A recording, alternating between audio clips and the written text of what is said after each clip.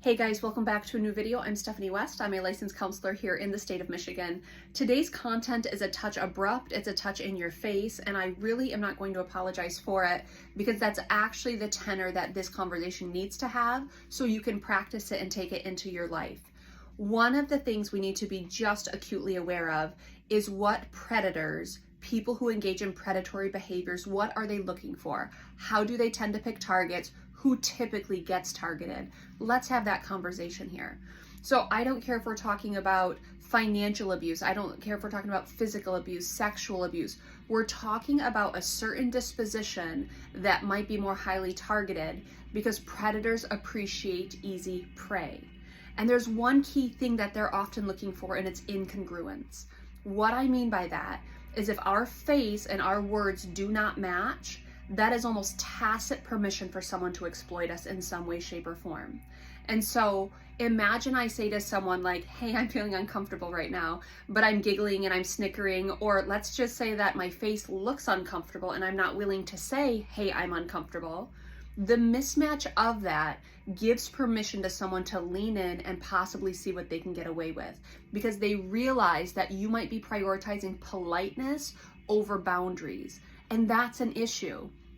I have been blessed to walk with many ages and stages, meaning I get to walk with 10-year-olds and 15-year-olds and 20-year-olds and 30-year-olds and 50-year-olds and 60-year-olds, and intrusions happen and they happen frequently, and the mismatch shows up again and again because we have not practiced what does it mean to congruently have a boundary with both our face, our micro expressions, and our words. Usually the words are the gap. So that's what we're going to work on today.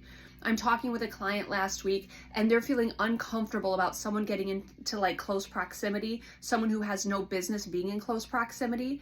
And my client's like, but I don't want to be rude, but I don't know what to say. And I said, here's what we can practice. We can practice the words, but more importantly, we need to make sure that your words and your face match up. So when you say to someone, excuse me, I'm going to need some space here, you're physically giving cues that are congruent with your words. Now, there's not just the right phrase to say, but what there is a congruence that's needed between what you're saying and what you're presenting. So if I show discomfort and I say, hey, look, I'm feeling uncomfortable right now, that is a congruence between what I'm experiencing and what I'm articulating. That is what we need to focus on.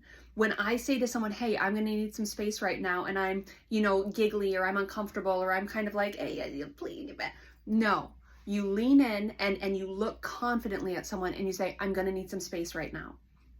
When you put yourself in a position of being not confrontational but firm, and if you're confrontational, frankly, I don't actually care about that, right?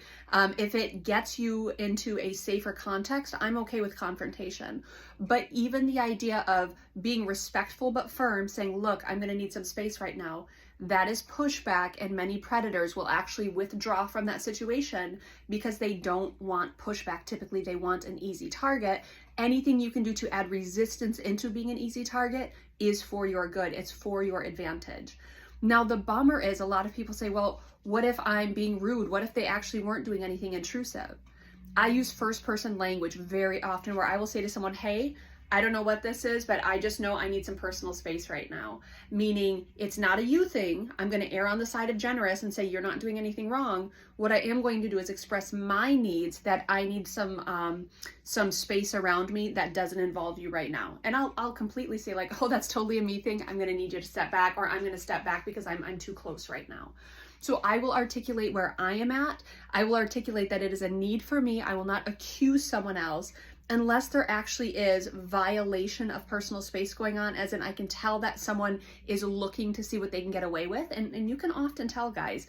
I think if you've ever been intruded upon, you get a sense that someone is looking for an easy access point. When they exploit that, our job is to have the tools built to be able to stand in that moment and say, hey, this is not okay. I want to implore you, if you have children, please teach them to prioritize boundaries and using their voice over politeness. Now, we will have to talk tension with them about what does it look like. You don't want to go around making global accusations and keeping yourself in a giant bubble and no one can get close. But we also don't want to give permission for kids to let anyone get close to them. It's not okay.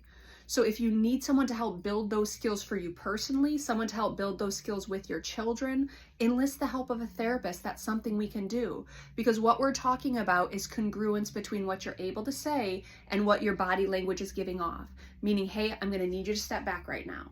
And you don't have to be rude, but you're allowed to be firm. You're allowed to be honest. You're allowed to say, this is a me thing. I need you to step back because I need space. But you have to learn to use your voice. Predators prey upon those who are not willing, are not able to use their voice. So I want to encourage you to consider, do you need skills built in this area? And if so, where can you go to build those skills? You could do self-defense, you could do some boundaries workshops, you can do some skill building kind of one-on-one with a therapist. There's a lot of places to go. Don't leave yourself under-equipped to deal with the situation if someone's leaning in and trying to get away with bad behavior at your expense.